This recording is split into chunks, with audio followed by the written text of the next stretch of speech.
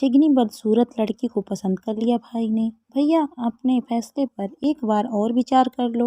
आप 5 foot 10 inch के handsome doctor और कहाँ वो, ना कोई रंग रूप, ना हाइट, ना कोई दान दहेज मिलने की उम्मीद, ना जाने किस ठिगनी बदसूरत लड़की को पसंद कर लिया आपने। छोटे भाई अतुल ने अपने बड़े भाई धीरेन्द्र को समझाते हुए कहा, हाँ बेटा, अतुल ठीक कह रहा है। बहू तो ऐसी होनी चाहिए कि घर की शोभा बढ़ा दे।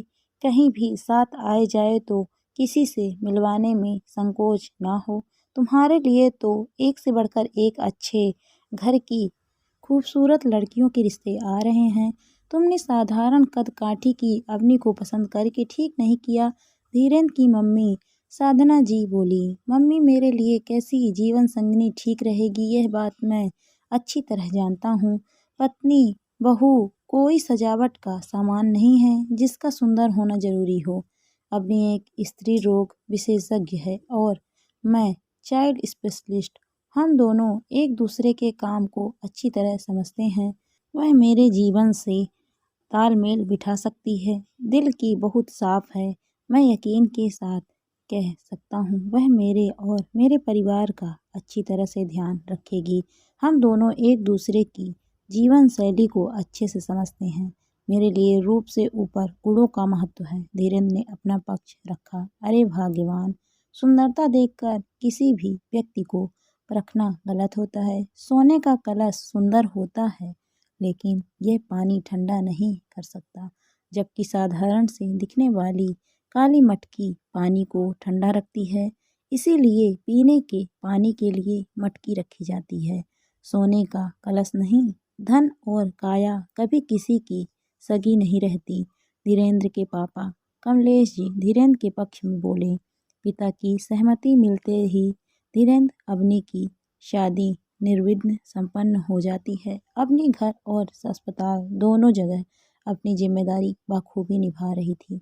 अब तो सासू माँ के लिए अवनी की सांवली रंगत और ठिगना कद उसके सौम्य व्यवहार और काबिलियत के आगे मायने नहीं रखता था। वह खुश थी कि उनका बेटा अवनी के साथ खुश है। थोड़े समय बाद छोटे बेटे अतुल के लिए धनाढ्य परिवार की खूबसूरत लड़की मेनका का रिश्ता आता है। मेनका अपने नाम के अनुरूप बहुत ही खूबसूरत थी। उसकी सुंदरता के मोह में बंधकर अतुल ने उसके बारे में बिना जाने शादी के लिए हाँ कर दी। शुरुआती समय तो घूमने फिरने रस्मों रिवाज में बीत गया, लेकिन थोड़े ही समय में मेनका ने अपना असली रूप दिखाना शुरू कर दिया। मेनका बहुत ही नकचढ़ी लड़की थी। परिवार के माहौल और रंग ढंग में ढल नहीं पा रही थी। बस इधर उधर घूमना, पार्टियों में समय बिताना है उसे पसंद था। परिवार की जिम्मेदारी उठाने को तैयार नहीं थी। वह अतुल से कहती, मैं ऐसी घुटन भरी जिंदगी नहीं जी सकती। कहाँ जा रहे हो, क्यों जा रहे हो, कितने बजे आओगे, क्या काम है, इतने सारे प्रश्नों का जवाब देना मेरे बस की बात नहीं। अतुल तो मेनका के मोह में पागल था। उसकी सुंदरता के आगे उसके सोचने समझने की शक्ति पर ताला ही लग गया था। इसी बीच अवनी ने एक खुशखबरी सुनाई कि वह माँ बनने वाली है। सब बहुत खुश थे। मेनका जिम्मेदारियों से बचने और स्वतंत्र जीवन शैली अपनाने घर से अलग होने का फैसला करती है।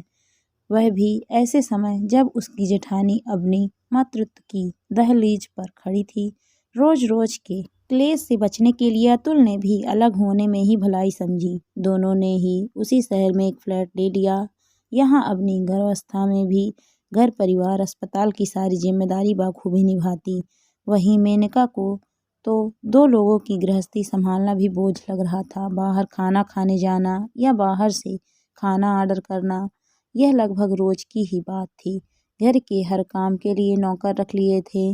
बजट का ध्यान न रखते हुए बेहिसाब खरीदारी करती।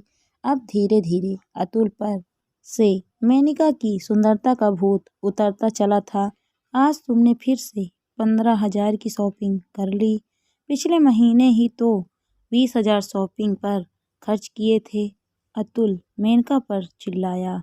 अब अपनी खूबसूरती को मेंटेन करने के लिए इतना तो खर्च करना पड़ेगा, मेनका कहती है।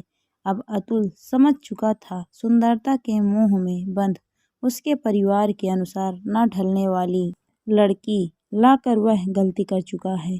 अतुल घर में शांति बनाए रखने के लिए मेनका के आगे हथियार डाल चुका था, लेकिन वह अपने परिवार से दूर खुश नहीं था।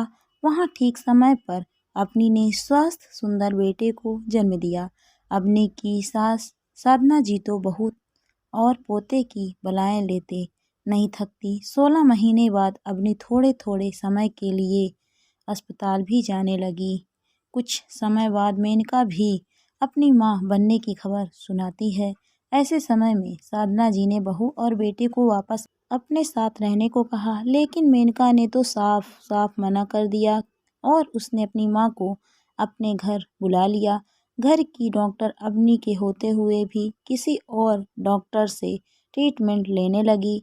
सारा दिन आराम करती और जंक फूड खाती रहती, जिससे प्रेगनेंसी में जटिलता आने लगी। समय से पहले ही बच्चे को जन्म देने की स्थिति बन गई। मेनका को अस्पताल ले जाया गया। मेनका की हालत देखकर डॉक्टर माला ने तो हाथ खड़े कर दिए और कहा, यह केस हमारे हाथ से निकल चुका है, हमें किसी स्पेशलिस्ट को बुलाना पड़ेगा। आपको जिसे बुलाना है बुलाइए, बस मेरी पत्नी और बच्चे को बचा लीजिए, अतुल हाथ जोड़ते हुए बोला। डॉक्टर माला ने एक फ़ोन मिलाया। थोड़े ही समय में वहां अतुल की ठिगनी साधारण रूप रंग की भाभी डॉक्टर अवनी हाजिर थी।